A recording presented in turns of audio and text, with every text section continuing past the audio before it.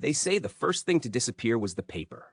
Not burned, not banned, just quietly set aside. In a dry stretch of 20th century Africa, where red dust clung to ankles and the wind hummed through acacia trees, there was a village that made a choice almost no one else dared to make. One morning, the elders gathered beneath a baobab older than memory and decided that from that day on, no word would ever be written down again. No notebooks, no ledgers, no names carved into stone, only voices. At first, it sounded like superstition. Outsiders whispered that the village feared outsiders, feared governments, feared erasure. But the truth was more unsettling and more intentional. The elders believed writing was a kind of forgetting. They said when knowledge is trapped on paper, people stop carrying it inside themselves. Stories weaken, memory dulls, responsibility fades. If the words exist somewhere else, the mind no longer guards them. So they chose a harder path. Children learned history by walking it. Each path through the village matched a lineage. Each tree marked a treaty, a famine, a victory, a betrayal. Songs carried law. Drums signaled warnings. Proverbs replaced contracts. If you wanted to know who you were, you had to listen and remember. And memory had consequences.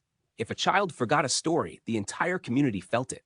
Elders repeated it until the rhythm stuck, until the words settled into muscle and breath. Knowledge wasn't owned. It was shared, rehearsed, alive. Visitors struggled to understand. They asked, what happens if the stories change? The elders smiled. They must, they said, or they die. But then came the real test. A respected elder fell ill, the keeper of the longest lineage, the one who remembered the drought that took half the village decades earlier. As his voice weakened, fear spread like a shadow at sunset. If he died before passing everything on, whole chapters of the past could vanish forever. So the village gathered every night. Fires burned low. Children stayed awake past exhaustion. The elder spoke slowly, carefully, repeating names, events, lessons. When his voice failed, others continued for him. Memory braided itself across generations in real time. When he finally passed, the village mourned, but nothing was lost. Because by then, the stories no longer belonged to one man. They belonged to everyone. Today, almost nothing remains to prove this village existed.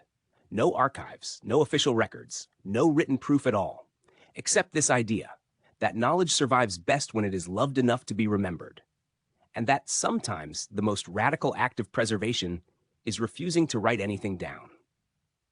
If this story made you pause, think, or question the world you live in, please like, share, and subscribe, and leave a comment with your thoughts. It truly helps the channel grow.